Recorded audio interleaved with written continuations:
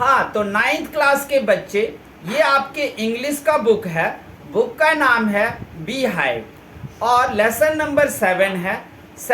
Lesson number 7 का नाम है रीच फॉर द टॉप। इसमें आपको संतोष यादव के बारे में बताया जाएगा। संतोष यादव पहली महिला है दुनिया का जो 2 बार माउंट एवरेस्ट पर चढ़ी हैं। इनके हिम्मत और इनके जज्बा का आप यहाँ पर एक उदाहरण देखोगे कि एक हरियाणा में जन्मी बच्ची इतने हिम्मत और इतने जज्बा वाला कैसे हो सकती है। ये संतोष यादव का जन्म एक छोटे से गांव जोनियाबास में हुआ था, हरियाणा डिस्ट्रिक्ट के हरियाणा के रेवाड़ी डिस्ट्रिक्ट में। हरियाणा के रेवाड़ी डिस्ट्रिक्ट में जोनियाबास गांव, एक छोटा सा गांव है, वहीं पर संतोष यादव का जन्म हुआ था।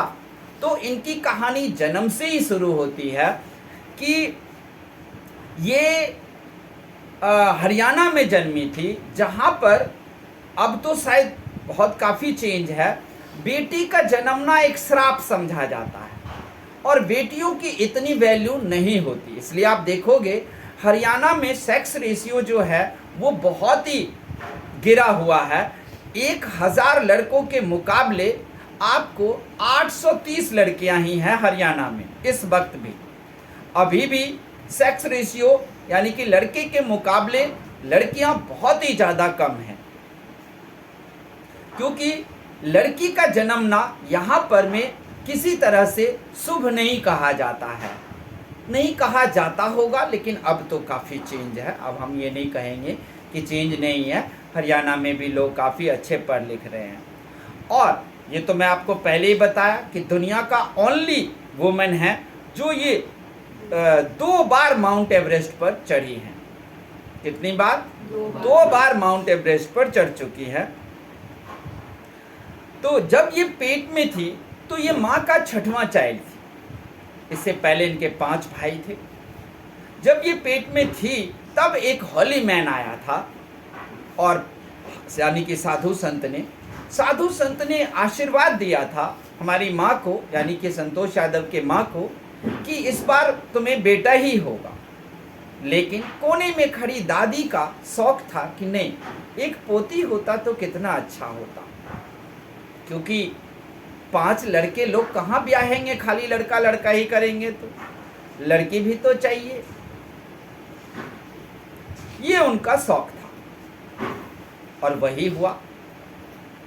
हम बता दें कि जब 6ठा बच्चा संतोष हुआ तो लड़की हुई और होली मैन यहाँ पर झूठा हो गया। दादी बहुत खुश थी क्योंकि दादी तो यही चाहती थी। लड़की का नाम संतोष रखा गया। आप लोग जानते हो संतोष को इंग्लिश में कंटेंटमेंट कहते हैं, यानी कि पूर्णतः संतुष्टि। लड़की जो है गांव में ही इनका दाखिला कराया गया संतोष का। संतोष गांव में ही पढ़ने लगी, गांव के स्कूल में, जबकि उनके भाई 5 दिल्ली के डीपीएस स्कूल में पढ़ते थे। संतोष के पिता एक एफ्लुएंट जमींदार थे, बहुत अमीर, बहुत ज़्यादा पैसे वाले थे जमींदार। काफ़ी ज़्यादा ट्रैक्टर, जीप, कारें रखे रहते थे। कोई बात नहीं, गांव में ही पढ़ते हुए जो ही इसने 16वें साल में कदम रखा, शादी की बात शुरू हो गई। क्योंकि उस टाइम में 100 के 100% हरियाणवी लड़की का 16वें साल में शादी कर दी जाती थी। वरना लोग सोचते थे किसी के साथ भाग जाएगी, कोई गलत कदम उठा लिया तो, तरह तरह की बातें। जब पता चला संतोष यादव की कि मेरी शादी होने वाली है, तो संतोष यादव अपने घर से एक दिन मौका पाकर भाग गई। हालांकि उसने पहले बहुत समझाई घर वालों को कि मुझे अभी और पढ़ना है, मुझे अभी शादी नहीं करनी है, लेकिन लोगों ने उसकी बात को, कोई भी परिवार के सदस्य नहीं माना और मौका पाकर तब वो भाग के दिल्ली आ गई। दिल्ली आने के बाद उसने फ़ोन अपने पिताजी को लगाया और कहा, आप लोग सोच रहे होंगे कि किसी लड़के के साथ भाग गई, ख़ानदान में कलंक लगा दिया, लेकिन ऐसा कुछ नहीं है। मैं किसी के साथ नहीं भागी हूँ, मैं पढ़ने के लिए भागी हूँ। पापा ने पूछा तो पढ़ेगी कैसे, पैसा कहाँ से आएगा, रहेगी कहाँ। तो कहा कोई बात नहीं, हम 2-3 घरों में मेड का काम पकड़ लेंगे, चौका बर्तन कर देंगे और उससे पैसे मिल जाएंगे और फिर हम अपना पढ़ाई कंटिन्यू रखेंगे। पिता ने कहा एक काम करो, हम तुम्हें पढ़ा देंगे, तुम वापस आ जाओ, नहीं करेंगे शादी। कहा एक बात याद रखना, अभी मान रहे हो, वापस बुला के ज़बरदस्ती शादी अगर करा दिया ना तो मौका पाकर भाग जाऊंगी, और यहीं से नहीं, जिस घर में शादी कराओगे ना उस घर से भी भाग सकती हूँ, मुझे पढ़ना है। तो बताओ, शादी करने के बाद किसी के घर से भागूंगी तो कितने शर्म की बात होगी, कितनी गांव में बेइज्जती होगी, इसलिए पापा ठगना मत। कहा नहीं ठगेंगे, तू आ तो, या फिर जहाँ है वो बता, जहाँ है हम वहीं आएंगे, वहीं तू एडमिशन भी करा ले। ठीक है, वो दिल्ली आ गए। दिल्ली में उन्होंने यहाँ पर उसका एडमिशन करा दिया। यहीं पर उसने महारानी कॉलेज है, सी जॉइन महारानी college and got a room in Kasturba hostel. महारानी कॉलेज में बाद में पढ़ाई, मतलब 12वीं तक की पढ़ाई पूरी करने के बाद महारानी कॉलेज में इन्होंने दाखिला लिया और वहाँ पर वो पढ़ाई करने लगी। कस्तूरबा हॉस्टल में ये कमरा मिल गया, वहीं रहती थी और वहीं से अरावली हिल को वो देखा करती थी। अरावली हिल को देखते देखते इसके मन में धीरे धीरे वही जो बल्ली माई थी उसी की तरह इसके मन में भी माउंटेनियर बनने का सपना जागने लगा। माउंटेनियर का सपना जब इसके मन में आया तो इसने पता करना शुरू कर दिया कि कौन कौन सा कॉलेज माउंटेनियर का कोर्स कराते हैं। तो इसको पता चला कि उत्तर काशी नेहरू इंस्टीट्यूट है जो माउंटेनियर का कोर्स कराते हैं। माई कॉलेज सेमेस्टर इन जयपुर, ये जयपुर में पढ़ रही थी, मतलब महारानी कॉलेज जो थी वो जयपुर में थी, कस्तूरबा हॉस्टल भी वहीं थे। दिल्ली से ये 12वीं करके सिर्फ गई थी वहाँ पर मैं कॉलेज में। तो उसने सोचा मैं सेमेस्टर ख़त्म होने के बाद मैं उत्तराकाशी इंस्टीट्यूट में पहुँचूँगी, वहाँ एडमिशन लूँगी और इसे वहाँ पर एडमिशन भी मिल गया। वहाँ पर देखा कि ट्रेनर सब जो थे वो संतोष में एक अदम्य साहस था, बड़ी तेज़ी से वो सीख रहे थे। इतनी तेज़ी से सीखना किसी के बस की बात नहीं होती है। एक महिला होने के बावजूद इसके बाह और बाजुओं में इतनी ताकत कि लड़कों के मुकाबले ये ज़्यादा तेज़ी से अपना कोर्स पूरा कर रही थी। लड़कों के मुकाबले ज़्यादा इसकी बाहों में ताकत दिख रहे थे और टांगों में। कसरत भी बहुत करती थी। जब इसको ट्रेनिंग कराने के लिए पहाड़ों पर चढ़वाया जाता था तो लड़कों के मुकाबले बड़ी तेज़ी से चढ़ जाती थी, सबसे पहले चढ़ जाती थी। अब बस इसका सपना था कि मैं एक बार माउंट एवरेस्ट पर में चढ़ जाऊं और उसका ये सपना पूरा हुआ 1992 में जब ये माउंट एवरेस्ट पर अपनी टीम के साथ चढ़ रही थी तो फर्स्ट टाइम ये चढ़ नहीं पाए। क्यों? क्योंकि उसमें साउथ के कर्नल भी थे। She was unfortunately unsuccessful saving him. एक साउथ के कर्नल थे जो गिरकर मर भी गए और अनफॉर्चुनेटली वो उसे बचा नहीं पाए। However she manage to save another climber. एक और मरने ही वाला था लेकिन उसने, संतोष यादव ने उसको बचा लिया। नाम था Mohan Singh, who had met, जो कि संतोष यादव के कारण बची। संतोष यादव उसके एक पैर टूट गए थे मोहन सिंह के, उसको कंधे पर रखकर अपना ऑक्सीजन को शेयर करते हुए नीचे आई और बोली, जबकि मोहन सिंह ने कहा देखो हमारी टीम में लोग चढ़ते हुए यूं ही मर जाते हैं, साउथ के कर्नल साहब मर गए ना, मैं भी मर जाऊंगा, कोई बात नहीं, लेकिन तू अपना सपना क्यों छोड़ रही है, तुम्हें चढ़ना है। इसने कहा नहीं, किसी इंसान के जान की कीमत से इस दुनिया में कुछ भी नहीं होता। आप लोग पढ़ाई कर रहे हो, सोचो आप 1 साल फेल कर गए तो अगले साल फिर पास हो जाओगे कि नहीं। लेकिन आपके घर में कोई बीमार है तो उस बीमार को लेकर आप हॉस्पिटल जाओगे या आप परीक्षा पेपर देने स्कूल जाओगे? जरूरी वो है, क्योंकि हम अगले साल फिर पास हो सकते हैं। पेपर ही छोड़ देंगे क्या जाएगा?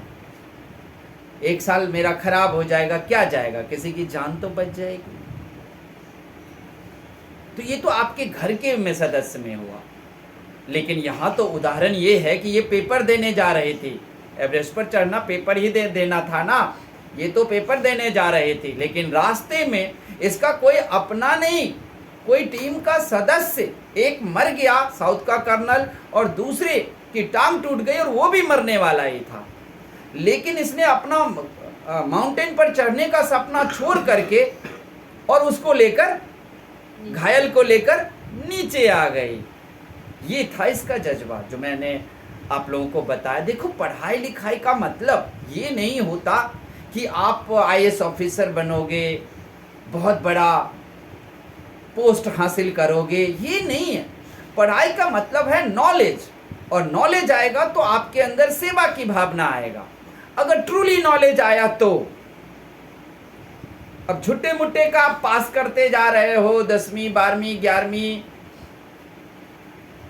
गलती से कहीं इंजीनियर भी बन गए, आप डॉक्टर भी बन गए, लेकिन आप प्रसिद्ध नहीं हो सकते अगर आपके अंदर सेवा की भावना नहीं है। तो नॉलेज मतलब होता है सेवा की भावना, और अगर नॉलेज आ जाएगी तो सक्सेस तो झक मार के पीछे पीछे आएगी। पोस्ट तो आप तक आएगा ही, मंजिल तो आपका आएगा ही। अब इसका ये मतलब नहीं हुआ कि आप सेवा ही करने लगो, पढ़ाई छोड़ दो, नहीं। पढ़ाई करना है, पढ़ करके फिर सेवा करना है, क्योंकि बिना पढ़े अगर सेवा करोगे आप तो शायद सेवा अच्छी नहीं होगी ना, सेवा में गड़बड़ी आ सकती है। तो यही चीजें हैं, आप लोगों को इन सब चीजों को समझना होगा। फिर अगले साल जो है, एक साल तक तो इनको, संतोष यादव को मौका नहीं मिला, लेकिन अगले साल फिर से मौका मिला माउंट एवरेस्ट पर चढ़ने का, और इस बार वो माउंट एवरेस्ट पर चढ़ गए। यही नहीं, दूसरी बार ये जब चढ़ी और नीचे आई तो देखो फिर एक बहुत बड़ा काम करी। जब लोग चढ़ते हैं ना माउंट एवरेस्ट पर, तो उस पर ना बहुत सारे कचरे लोग फेंकते रहते हैं इधर उधर। 500 किलो, 1-2 किलो नहीं, 500 किलो बड़ी बड़ी बोरियों में कचरा भर के संतोष यादव नीचे लुढ़काते हुए उस कचरे को लाई, क्योंकि वो कचरा माउंट एवरेस्ट के वातावरण और पर्यावरण को खराब कर देगा। ये होती है पढ़ाई, ये होता है नॉलेज। आप अपने घर का कचरा कहाँ फेंको ये तो आप लोग ध्यान नहीं रखते हो, और ये माउंट एवरेस्ट की कचरा, वो भी 1-2 बैग नहीं, 2-4 किलो नहीं, यहाँ पर लिखा है, यहाँ हाँ, also a fervent environmentalist, Santosh collected and brought down 500 kilograms of garbage from the Himalaya. Himalaya और उस माउंट एवरेस्ट के पहाड़ों पर से 500 किलो कचरा बोरी में कूदती जाती, और उसके बाद क्या करना है, उतरना है तो बोरी को लुढ़का देंगे नीचे की तरफ।